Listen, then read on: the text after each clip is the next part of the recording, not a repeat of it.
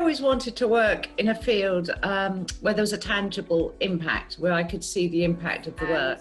After doing a few jobs in the city, I quickly realised that I wanted to actually be part of the growth and contribute to the success of the business and drive it forward rather than supporting those that were doing it.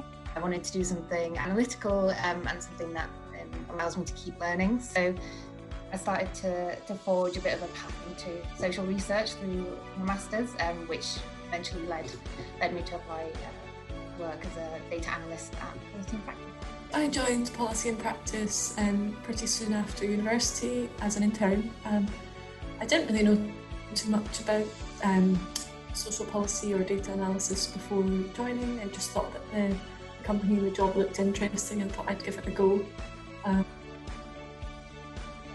Achieved to date, and I wouldn't take personal claim, but as a team at Policy and Practice, I think the biggest success that I've been part of has been when we got registered with our free calculator on gov.uk. It was such a special time because prior to that we worked really hard, knowing how important it would be to get listed on gov.uk and knowing how tough it was. Giving evidence to Parliament, the Work and Pensions Committee in Westminster and the Scottish Social Security Committee. Bringing together a very diverse, amazing and incredibly talented bunch of people. I am one of 3 women out of the 5 senior roles here.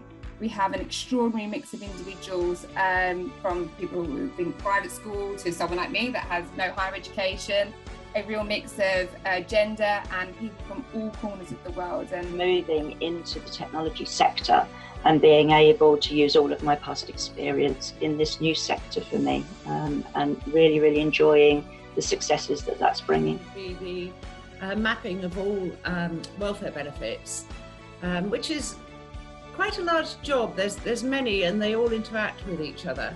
And then writing out the codes to produce a tool that frontline organisations could use to help people ensure that they received all the benefits for which they're eligible for, and to signpost them to help should they need it. To know what you're good at. I think everybody is good at something. It's true. Your mum tells you, but it is true. If you don't know what you're good at, it's because you've just not discovered it yet. But don't worry if you don't know what you want to do early in your career. It's okay, you'll find your way. Data analysis is a really interesting field with excellent career prospects. And at the same time, women are underrepresented. So ultimately, that means that the industry, as well as women and men, lose out from the benefits of greater diversity. So I learned my data analysis skills in order to answer questions about poverty and providing support to low-income families, which is a particularly interesting topic for me.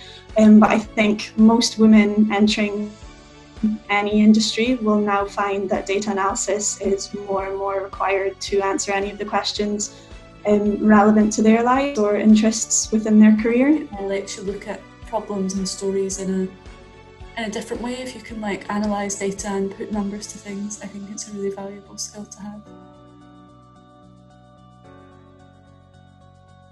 I love working in the technology sector, and I just want to keep learning and keep growing, and help the sector understand more about financial resilience and income maximisation. Broadening our client base within Scotland to provide more support to low-income households, but it's kind of an aim of ours and mine particularly to branch out and support households across a wider base of local authorities in Scotland. being able to make a difference to more people's lives in the future.